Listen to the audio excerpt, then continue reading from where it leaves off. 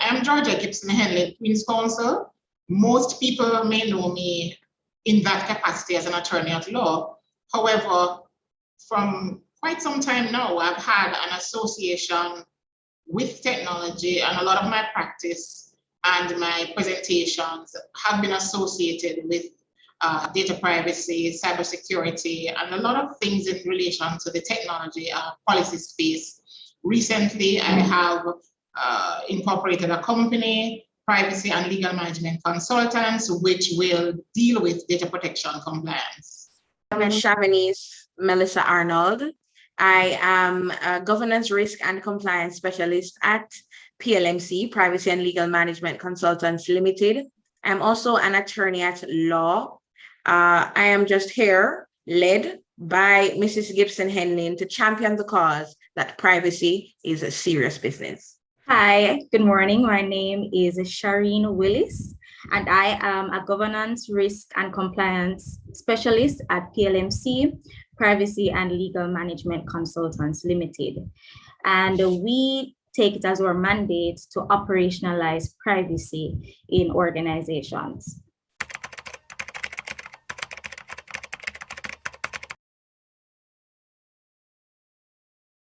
I hope you have time for it, because for a long time I thought it was in 2001 when I left to pursue my master's in innovation law and policy at the University of Toronto. But it actually began long before that, and I have to thank my mom for that. My mother is a phenomenal woman who every single area that you are doing at school, she ensures that you have the tools for it. So in my case, I had, by the time I got to Montego Bay Community College, she purchased a typewriter for me because we were required to do typing as part of our pre-university studies, my pre-law course. And so she bought a typewriter for me. I left Montego Bay Community College and I started to attend the UA. By the time I started to attend the UA in 1986, we started to talk about computers. And so my sister started to do computing at the Mount Alvernia High School. So she bought a computer for my sister. So when I go home on the weekends, I would be tinkering around with this computer. And at the time they had this typing tutor, and the computer was that green, the writing was in green, and the floppy disk, the 5.5-inch floppy disk. So, and the computer also was integrated, not the way that we have it now. And so that was my first introduction to computers, computing, and technology, and trying to find out, for example, you're typing and the words are disappearing and you're wondering what caused that, or you're typing and you want to get rid of the words, how do I do that? And so I was always a curious child and young person. And so from that perspective, I started to learn how to use the different keys, what caused them to work, and so on. So that was my first introduction. Much later, of course, I met my husband, Michael P. Henlin, on campus, and he was studying computer science and physics at the time. I like to boast that he was one of the science students, the physics students of the decade of 1980 at UA. And so by the time now I got to the law school, Norman Manley Law School, computers were a little bit more mainstream, because by then the internet had come into the public domain. I purchased a computer, and from time to time I would be asking him, what am I supposed to do with this? How do I do that? And sometimes I think tech people are a little impatient, and I am the kind of person who I am undaunted by challenges. I'm going to find my own way. I'm not going to rely on anybody. So sometimes when he'd say, you need to learn to do it yourself, I would go onto that computer and I would try and I would learn the things. But he was working with the major telecommunications provider at the time, and there were a lot of testings, and one of the testings was with the dial-up internet. So I was one of the guinea pigs who was testing that dial-up internet as well. When you had that little weird sound in order to get connected to the internet, when the connection resolved by that little sound. And so following from that, and with the liberalization in Jamaica, and it's the conversations like these that made me realize how closely I have been working in technology and for how long, because in about 1999, leading up to liberalization. I remember that as young entrepreneurs, my husband and about 8 of his friends decided that we were going to start an internet service provider company, because that was when the market was open. So as young entrepreneurs, we started a company known as Cyberveil, and we operated out of Portmore, and we were very good. We offered very good service. We had, until of course, market forces pushed us out of the market.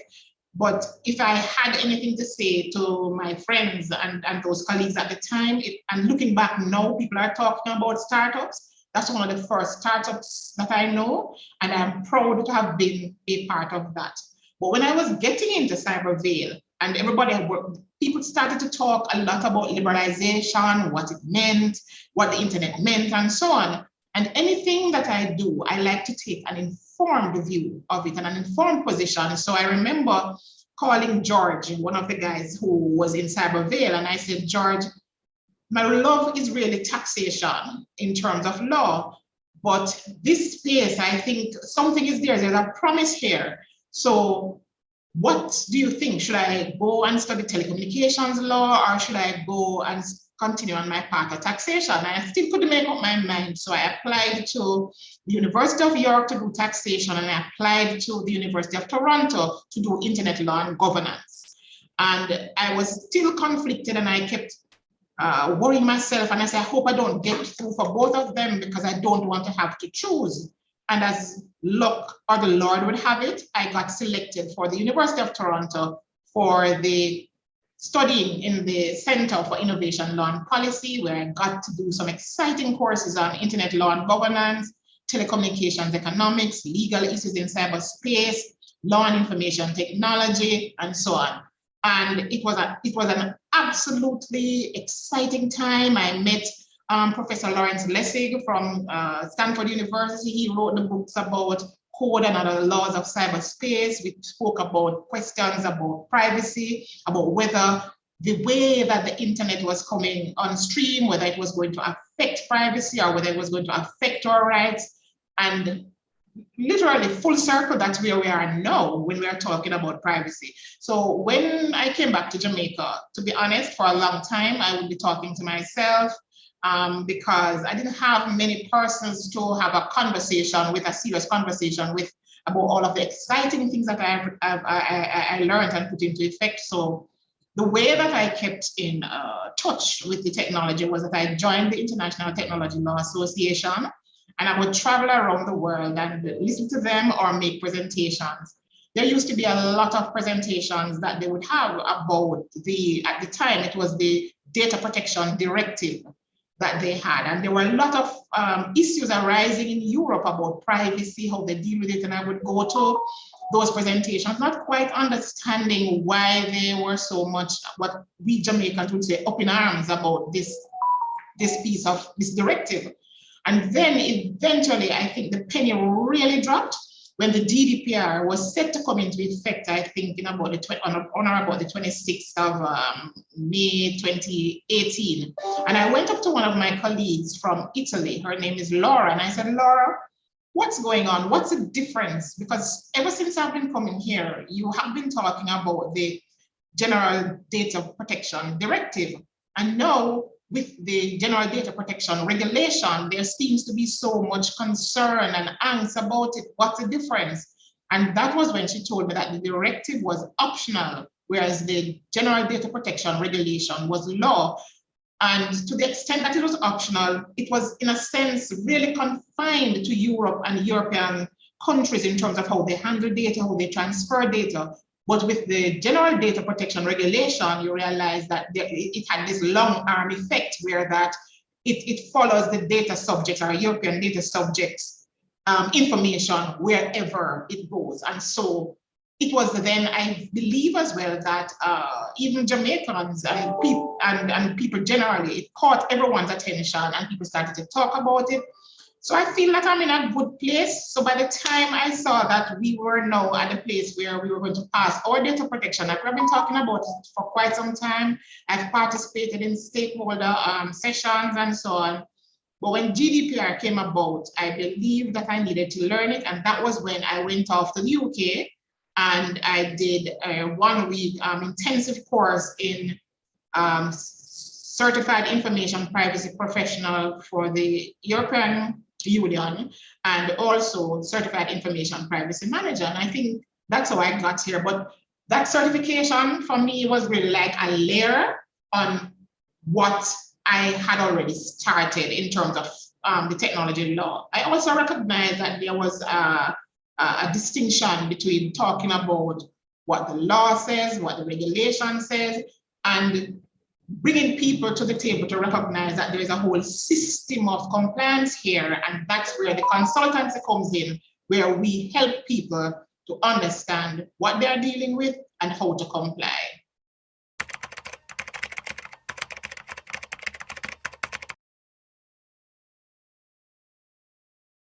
That's quite an interesting one. It's funny because it's also tied in with technology. It's not something that I ordinarily plan in terms of challenges. Sometimes, frankly, the challenges just bump into you, and before you know it, you're facing a challenge. It's not something that you get an opportunity to plan for. But by the time also when I went to the University of Technology and the University of Toronto, by the time I got to the University of Toronto, and I did that course on internet law and governance, and I understand how the internet works in terms of the infrastructure and the kind of technology that it uses in terms of packet switch technology, I was able to apply that to my life. What do I mean by that? Well, for those who have been in technology quite a long time, you would know that with circuit switch telephony, it's a single channel. And if that channel goes, that's it. With packet switching, which is what the internet is built on, what the technology does is that it enables the packets to route around the problem. So one of the things that I took away from my master's in technology law was learning how to route around the problem, how to break my problem into smaller pieces and solve them one at a time, and then assemble at the end to achieve my output. But of course, I can tell you this, and for those who are around me long enough, so that's one way that I do it. But the other way that I do it is my eyes are always focused on God. You can't do anything without meditating. You can't do anything without praying. And whenever I have a problem, I pray, I meditate, I sing. Of course, the singing part is always to myself, but I'm in a room by myself, but I do a lot of meditation and a lot of reading, and I talk myself down from that ledge, and there are some things that I recognize. They're either not for me, they're not for me now, they are for later, and I'm a patient person, and I sit and I wait. So that's how I deal with challenges. Some things are just not for me. And other things, I break them into small pieces and then tackle each small portion, assemble at the end, and I achieve my outcome.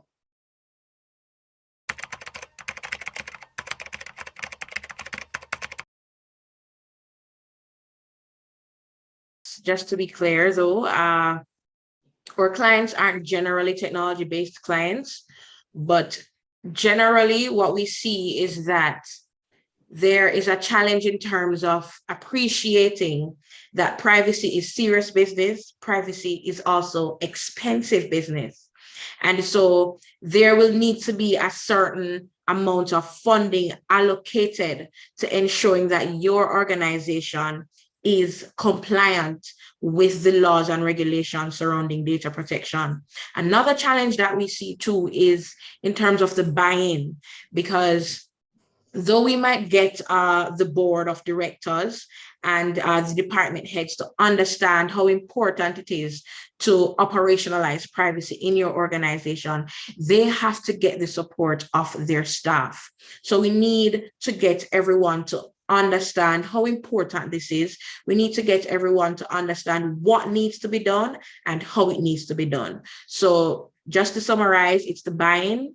Privacy is serious business and privacy is expensive business. If I may add to that, I believe I was watching, I don't know what forum it was, and I believe Christopher Berry was on one of those at that forum, trying to explain how expensive of a business this is, and he was wondering how smaller entities would be able to comply with their privacy obligation when it comes, because this law applies to everyone.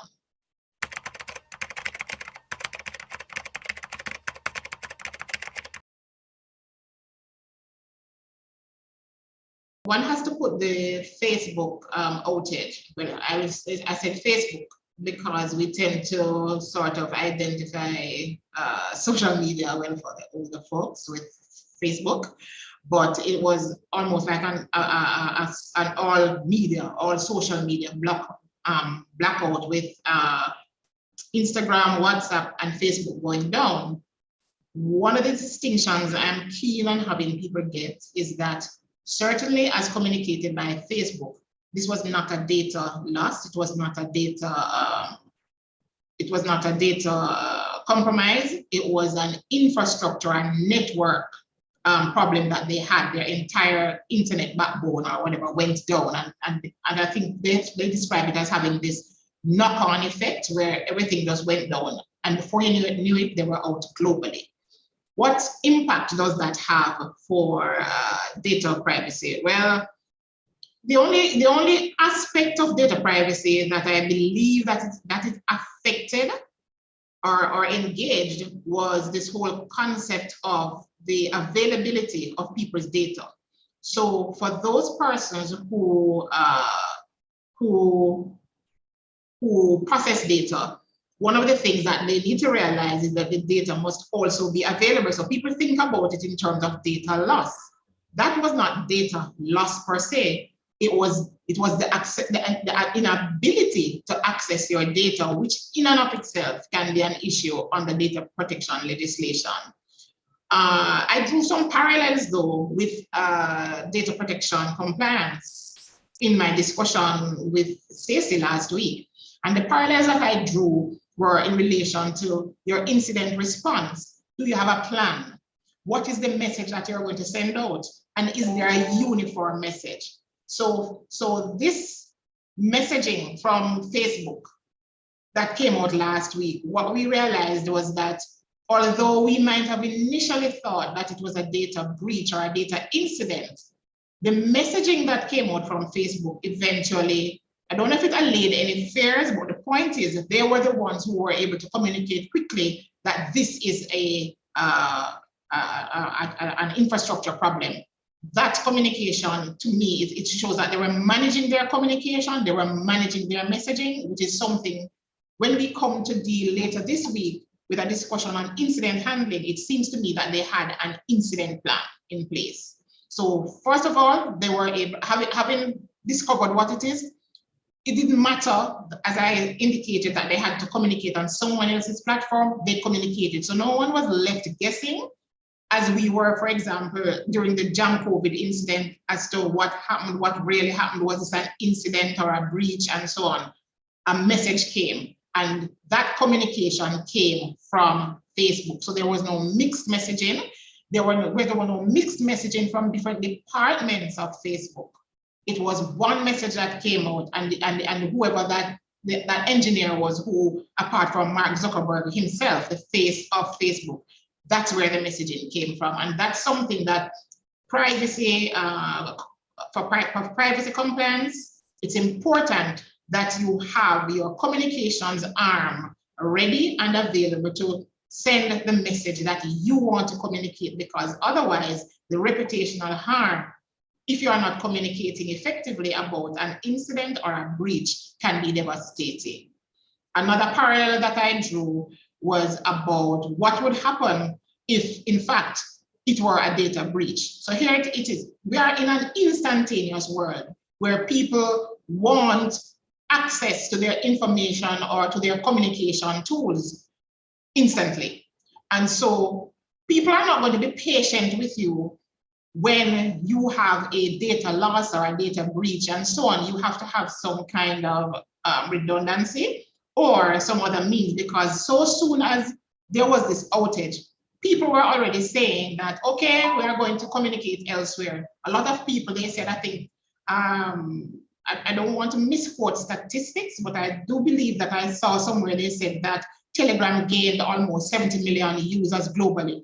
Other persons who use it for business were saying, okay, we are no longer going to be working on using Facebook, we are going to be going elsewhere to do our business. And the same thing that will happen to you if you do not manage data carefully and ensuring that it is secure, because once people have a reason not to trust you, they are going to be moving on. So those are the parallels that I drew, even though I'm of the view, and Facebook has communicated that it was not a data incident. And the only area engaged is accessibility to the data availability.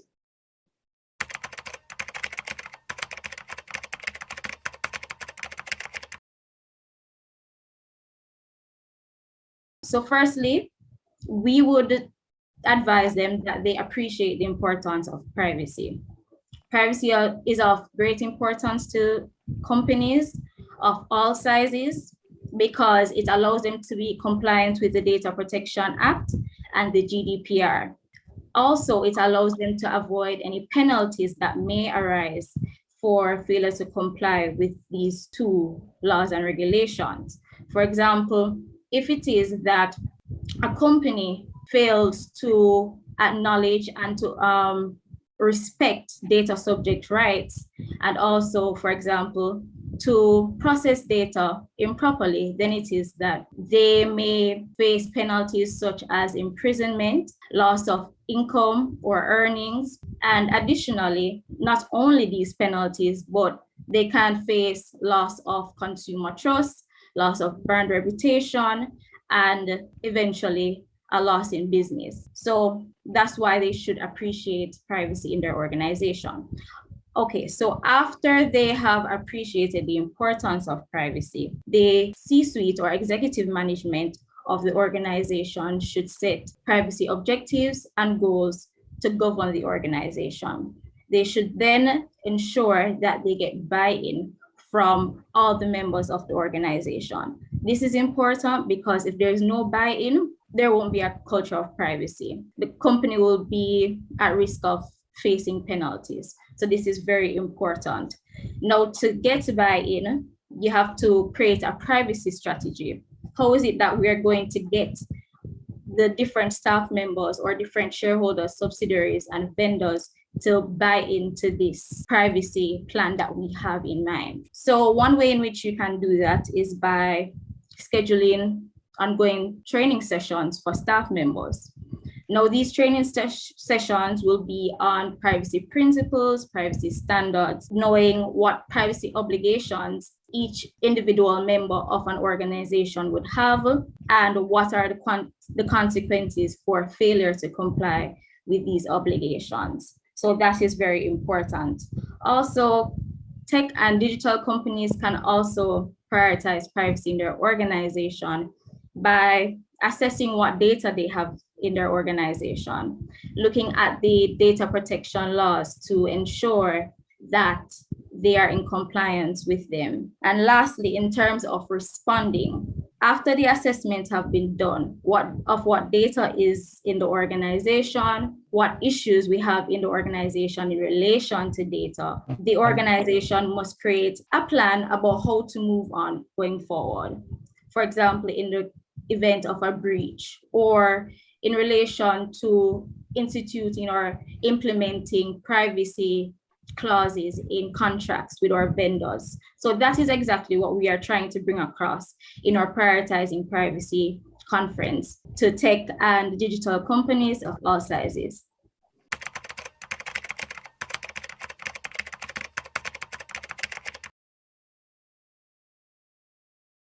I love that question because I get to know, say, that data security is only a part of data privacy.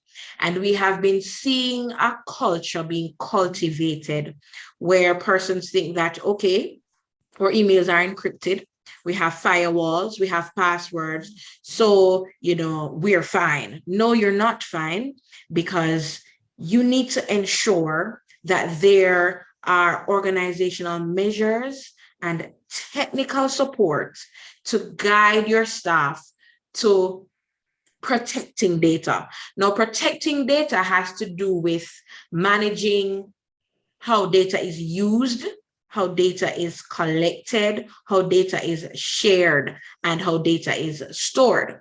Now, while we're not saying that data security is not a consideration in the overall picture of data privacy, but it's just a matter of understanding that it is broad.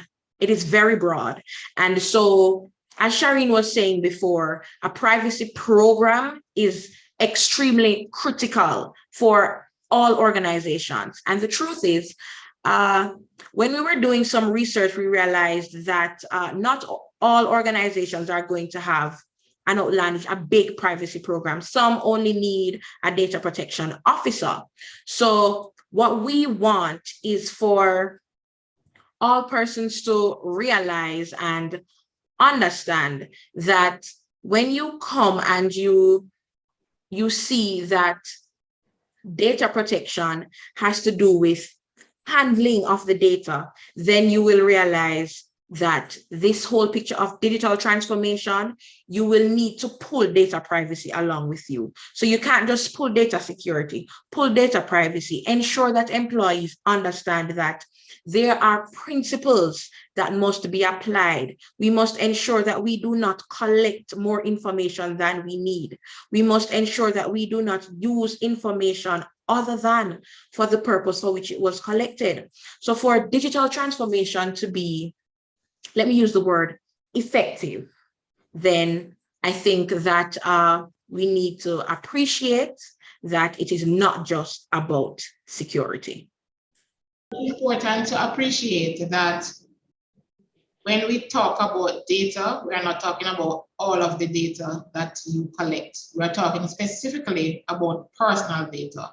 And when we are talking about personal data, we are talking about data of natural persons, because Jamaican Data Protection Act has this little nuance where it applies to data you have collected in relation to a person up to 30 years, I think, after they have passed away. But it's important that we understand that we are talking about personal information. It's also important that we understand that we are making a distinction between the data and data protection. So data protection is a system of rules that enable you to access data legally and while respecting the overarching right of the individual to that data.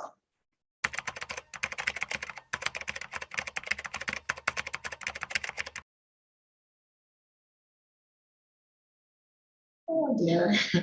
Well, honestly, I think that question is so cliched because frankly, I don't know that I could probably speak of a younger self at my age.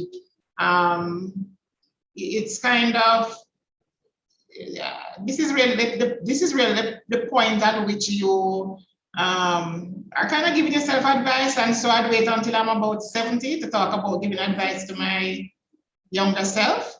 But if I were to think about any advice that I could think of, probably in the nascent stages of my career, one would be that I shouldn't be so naive, because I think that I'm a little naive when it comes on to people, persons, businesses, and so on.